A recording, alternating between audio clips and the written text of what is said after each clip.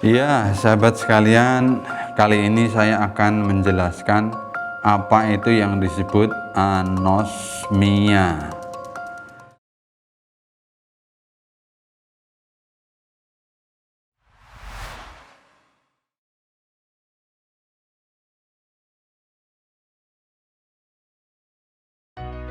Sebetulnya di dalam terminologi kedokteran, A itu artinya tidak, kemudian osmia itu membau, jadi tidak bisa membau.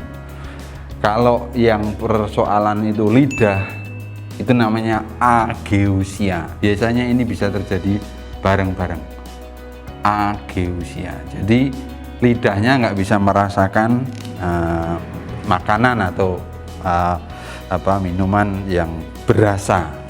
Kalau anosmia itu tidak bisa membau. Jadi ini hidung, ya, ini lidah.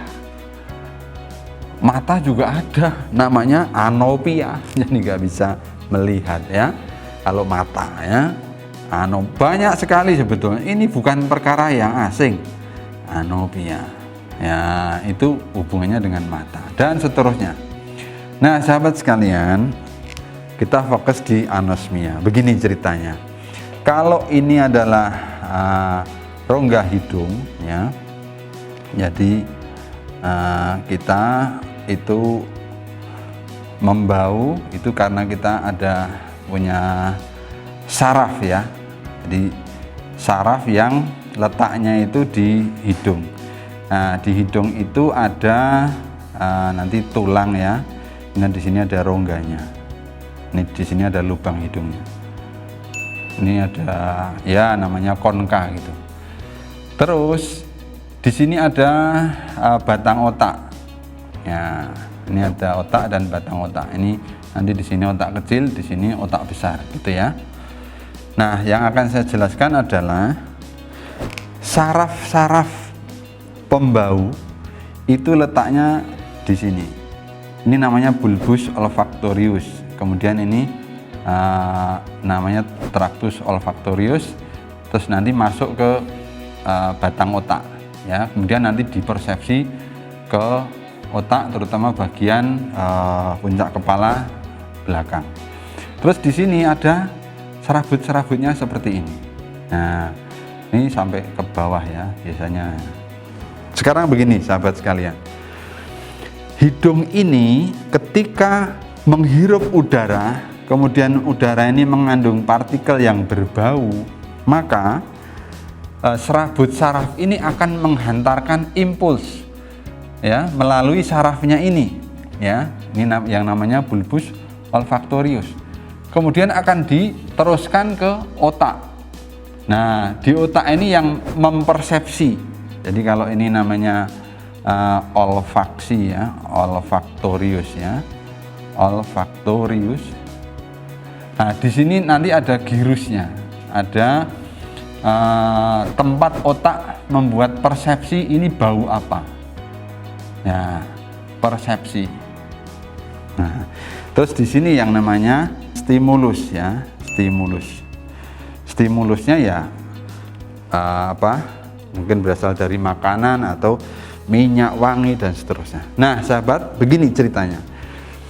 Ketika stimulus masuk karena dihirup, tapi selaput lendir dari rongga hidung ini ketempelan oleh virus COVID-19 yang memang banyak nempel di saluran pernapasan, maka stimulus berupa bau-bauan ini tidak bisa meraih sensornya, kira-kira gitu. Karena tidak bisa meraih sensornya, maka tidak ada yang diantarkan ke saraf. Jadi kalau ditanya bau apa? Enggak bau apa-apa. Begitu ceritanya. Itulah yang namanya anosmia. Nah, sejalan dengan meredanya infeksi virus, virusnya mati mungkin karena diobati atau kita punya daya tahan tubuh yang kuat, maka dia pun akan sembuh dari anosmia. Tapi ingat, perjalanan, ya, dari dia stimulus nempel ke selaput lendir sampai ke sana itu panjang, sehingga tidak selalu, ya, anosmia itu disebabkan oleh infeksi COVID-19. Ini harus dipahami, ya. Bahkan kalau kemudian dipahami lebih lanjut lagi, orang yang lupa aja, lupa itu maksudnya misalnya orang tua ya, demensia, bawa apa? Enggak, itu kan bisa karena ini sudah nyampe tapi dia lupa, nggak bisa mempersepsi, itu juga bisa disebut anosmia, ya. Atau orang yang misalnya punya penyakit gula sehingga saraf-sarafnya itu tidak bagus menghantarkan, sama, atau sedang mengalami peradangan atau sedang mengalami cedera saraf terutama. Jadi berbagai penyebabnya. Tidak usah kita kemudian merasa sedih ketika didapati, wah saya nggak bisa bau, wah saya anosmia, wah saya COVID-19. Sebentar dulu. Demikian, mudah-mudahan bermanfaat.